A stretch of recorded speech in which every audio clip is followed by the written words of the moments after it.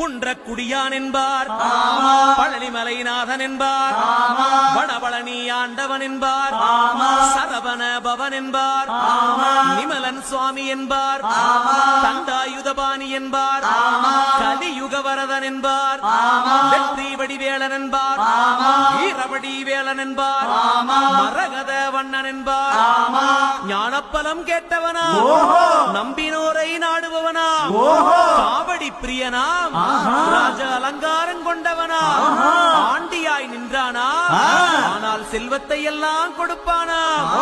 அப்படிப்பட்ட முருகனவன் ரொம்ப ரொம்ப சின்னவனா சுவாமி.